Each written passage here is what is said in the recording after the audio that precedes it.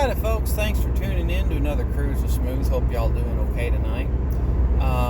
Before I get into it, if you like the opinions and stuff I've been talking about or whatever, give me a like, share, comment, subscribe, hit the notification bell. What in the world? A dude sitting on a bicycle in the emergency lane on an interstate. That was pretty wild. Alright, so just going to kind of jump into this. I realize that this statement is going to be somewhat ironic in the fact of it's being posted on a social media platform. But I think there's a good case as to why you shouldn't trust social media platforms. And I'm going to explain this without using my political biases to come to that conclusion. Oh, please stay over there for another second. Thank you.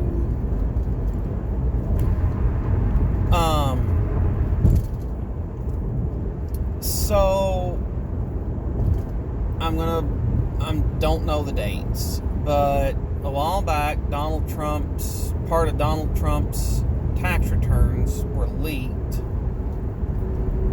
through the New York Times and got posted up as a Twitter story, and the New York Times or whatever posted a link to their Twitter, and so, all that got out. And and nothing ended up happening as a result of it. The story wasn't buried. It, made its rounds around the news, and everyone knew those pages of Donald Trump's tax returns. Fine. Whatever. I don't know who got their hands on them, how they got their hands on them. Don't need to know, don't want to know, unless it's criminal, in which case the police need to know. That's my opinion on it. But rewind to September, October of 2020,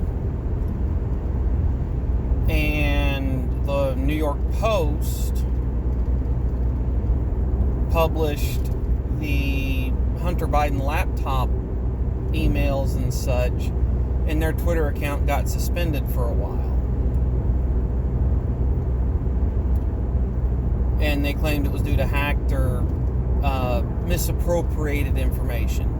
Again, now on that one I know the story behind it, but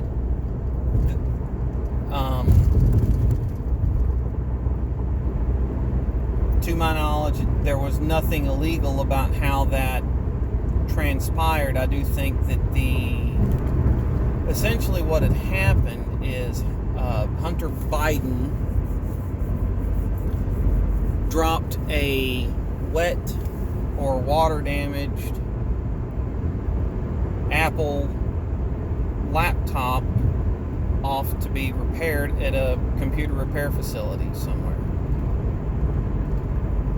And in the disclosures and all the stuff he had to sign in order to get it repaired, if the device wasn't claimed so many days after repairs were completed and he was notified, the device would be sold to pay for the repair bill.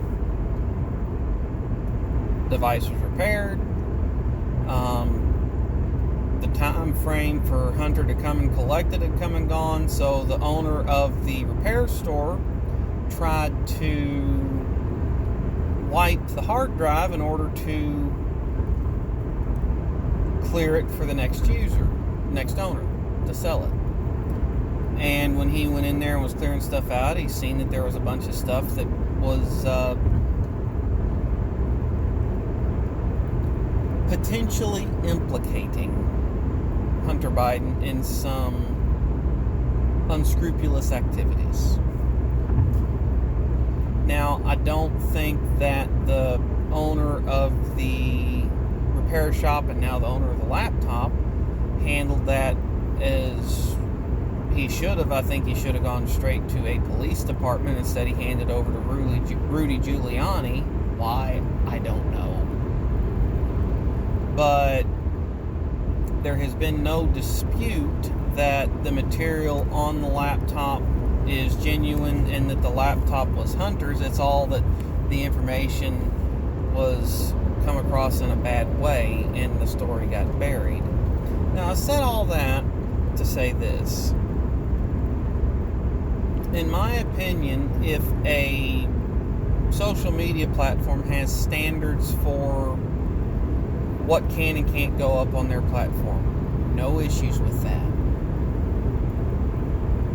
You know, if I were to create my own social media platform, there would be standards that I would set of what could and could not go up on my platform, especially if you're allowing minors on it, or it's easy enough for minors to get on it and stay on it. I wouldn't, I would set standards for the stuff I'd want on there. My oldest two daughters, one's barely a teenager, have Facebook accounts just to kind of message family members and whatnot. They've got grandparents that have Facebook, and it's just a great way for them to stay in touch with family that we don't necessarily get to visit all the time. So there's stuff on there. There's stuff on the internet that I don't want them to see. So we'll say that and kind of leave that there. But if something doesn't violate if something does violate the terms of use, but plays along with the political narrative that the social media companies like, I don't necessarily trust them. And if something doesn't play along with the narrative and doesn't violate the rules and they ban it, I don't trust them either. So I guess my takeaway from it is the people that invented these social media platforms, Facebook, Twitter, YouTube, Google, and all the others that have been kind of hoovered up by those, I don't think that they knew at the time what they were going to be creating and how massive it was going to get. You know, I remember when Facebook was the upstart and MySpace was everything, but only teenagers hung out on MySpace, and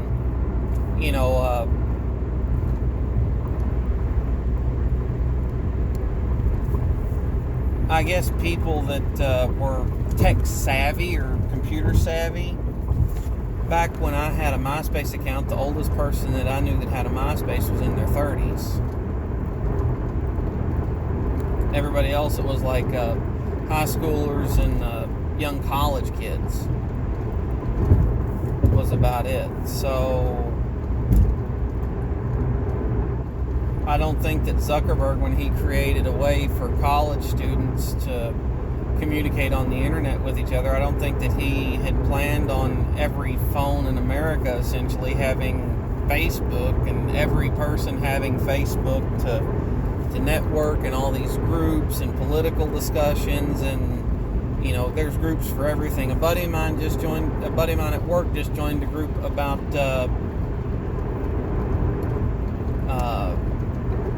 lawn care, fertilizing, kind of like extreme lawn maintenance. He's wanting to have like the best yard in his neighborhood and all that. He's also in a couple chainsaw groups, and I'm in some car enthusiast groups, some meme groups, some sci-fi groups, on and on and on and on it goes. I don't think they ever could have imagined where the boom of their companies would take them, so to speak. And I don't think, and even if they did, they're concerned with their bottom line at the end of the quarter. They aren't concerned with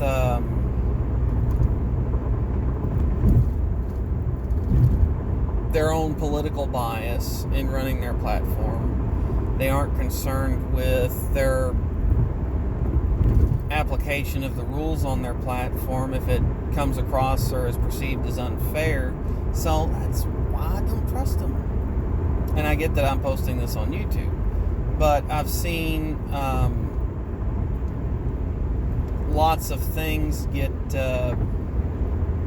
mishandled by social media, in my opinion. So I guess that's where I'm going to leave that. Y'all, thanks for tuning in. Catch you next time. Take care. See you next time on Cruise with Smooth.